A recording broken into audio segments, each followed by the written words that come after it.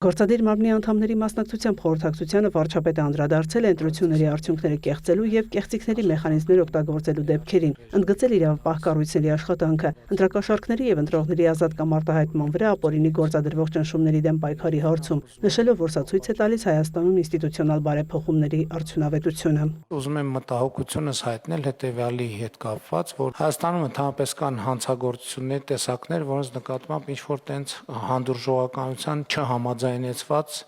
մթնոլորտ է ձևավորված, մի ուղղությունը ընտանեկան բռնությունների հետ կապված ուղղությունն է, մյուս ուղղությունը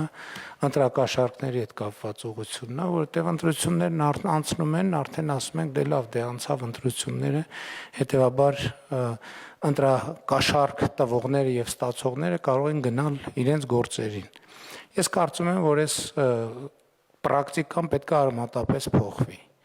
Այս ընտրություններում ընտրակաշառք տալու կամ վերցնելու մեջ բռնված ցանկացած ոք մինչև հաջորդ ընտրությունների արդյունքների ամփոփումը պետք է անցկացնի բանտում։ Եթե սրա համար անհրաժեշտ են իրականացնել օրենսդրական ինստիտուցիոնալ փոփոխություններ, այդ փոփոխությունները անհրաժեշտ է հիմա անհապաղ ձևով անել, բայց ես չեմ կարծում, թե դրա համար պետք է փոփոխություններ։ Ես հստակ պահանջում եմ, որ նրանք, ովքեր ընտրակաշառք վերցնելու կամ տալու մեջ բռնվել են, մինչև հաջորդ համապետական ընտրությունների պաշտոնական արդյունքների ամփոփման առնվազն օրը պետք է լինեն բանտում։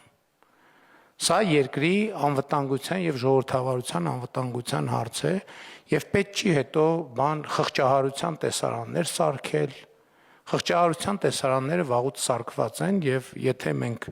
հոգատարության խնդիր ունենք, առաջին հերթին մեր պետությունը պետք է լինի մեր հոգատարության առարկա, մեր ժողովուրդը եւ նրա ազատ կամքը եւ նրա ազատ կամքի արտահայտման հնարավորությունը։ Որպես Հայաստանի Հանրապետության ժողովրդի վստահության քվեն ստացած մարդ, ասում եմ, այդ մարդիկ միջև հաջորդ խորհրդանական ընտրությունների պաշտոնական ամփոփման օրը պետք է լինեն բանտում։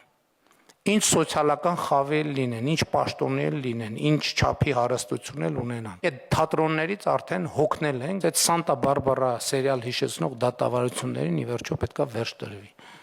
Ես այս քարոզարշավում իմ ամենամեծ դիսկոմֆորտը եղել այն, երբ որ մարդիկ ինձ շատ կոնկրետ ասել են, այս գործը ինչի հանգուցալուծում չի ստացել, այն գործը ինչի հանգուցալուծում, եւ ես չունեմ պատասխաններ, որովհետեւ իրականում այդ հարցերի հասցեատերը ես չեմ, բայց դրա մասին ոչ մեկ չգիտի, որ ես չեմ։ Եվ դրա քաղաքական պատասխանատվությունը կրում եմ ես, եւ ես կրում եմ դրա քաղաքական պատասխանատվությունը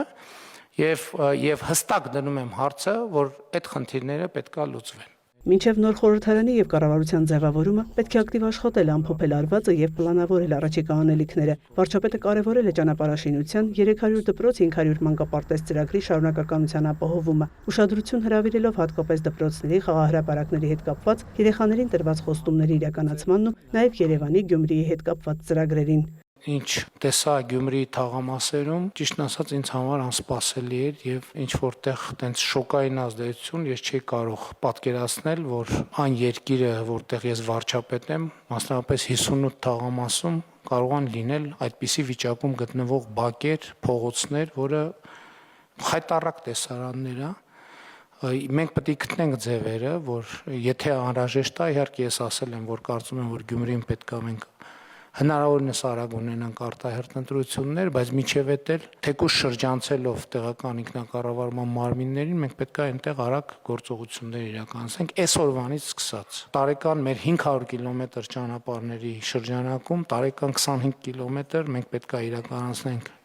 Գյումրիում, 50 կիլոմետր պետք է իրականացնենք Երևանում։ Նիկոլ Փաշինյանն առաջիկա ծրագրերից առանձնացրել է թրիփի իրագործումը եւ նշել, որ պետք է հնարավորինս արագ ապահովել նախագծի վերաբերյալ Հայաստանի եւ Միացյալ Նահանգների միջև ստորագրված համաձայնագրի վավերացման ընթացակարգը։ Անդրադարձ է կատարվել Ախուրիկ-Գյումրի հատվածի երկաթուղու վերականգնման ու նախագծման մրցույթին, ջրամբարների նախագծերին, Երասխի հատվածում երկաթգծի կայարանի նորոգմանը, Հյուսիս-Հարավի Քաջարանի թունելի շինարարությանը, որին կհաջորդի Բարգուշատի թունելի շինարարությունը, որի շուրջ պայմանավորվածություն է ձեռք բերվել Ֆրանսիայի գործընկերների հետ։ Մեր ֆինանսական հնարավորությունների հետ կապված չունեմ